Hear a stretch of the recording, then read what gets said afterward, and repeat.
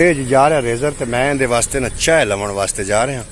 ਮੈਂ ਕਿਹਾ ਭਾਈ ਡਰਾਈਵਰ ਨੂੰ ਚਾਹ ਪਿਆਈ ਜਾਂ ਪਾਣੀ ਦਾਣੀ ਪਈ, ਉਹਨੇ ਆਖਿਆ ਮੈਂ ਚਾਹ ਪੀਣਾ। ਚਲਾ ਲੇਜ਼ਰ ਲੱਗ ਗਿਆ ਤੇ ਸ਼ਾਮ 4 ਵਜੇ ਖਾਲੀਆਂ ਕੱਢ ਕੇ ਅਸੀਂ ਜਿਹੜੀ ਹੈ ਮੱਕੀ ਹੈ ਮਸ਼ੀਨ ਇਹਨਾਂ ਕੋਲ ਹੈ ਇਹਨਾਂ ਕੋਲ। ਹਾਂਜੀ ਭਾਈ ਉਹਨਾਂ ਕੋਲ। ਹਾਂਜੀ ਤੇ ਬਸ ਫਿਰ ਹੱਡੂ ਸਰ ਗਿਆ ਸੀ ਆਪਣਾ ਹੁਣ ਕਿਸੇ ਬੰਦੇ ਕੋਲ ਹੈਗੀ ਆਪਾਂ ਵੀ ਦੋਨੋਂ ਫਿਲਹਾਲ ਕਿਸੇ ਕੋਲ ਵੀ ਆਪਾਂ ਤਾਂ ਪੈਸੇ ਦੇਣੇ ਨੇ ਭਾਈ, ਤੈਨੂੰ ਵੀ ਦੇਣੇ ਨੇ ਦੋਨੋਂ ਵੀ। ਕੀ ਦੇ ਰਿਹਾ ਦੂਸਰਾ ਰੇਟ ਰੂਟ ਕੀ 4000 ਲੈਂਦਾ ਕਿ ਪਤਾ ਨਹੀਂ 3500 ਲੈਂਦਾ ਹੈ। ਹੁਣ ਤਾਂ ਆਪਾਂ ਨਹੀਂ ਪਾਈ ਗਾਜਾ ਓਏ ਘਾਟਾ ਹੈ ਵੇਖਣਾ।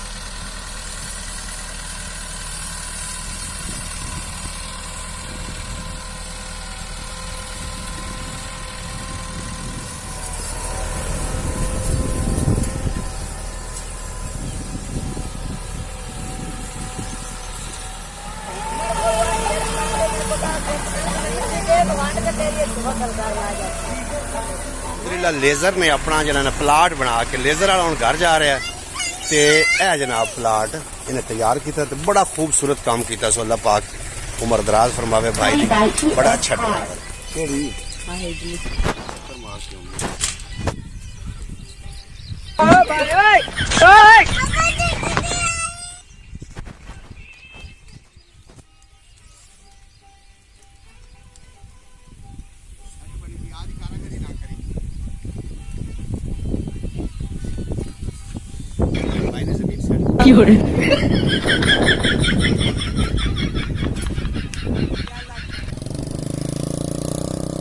मठा मठा मठा डिगना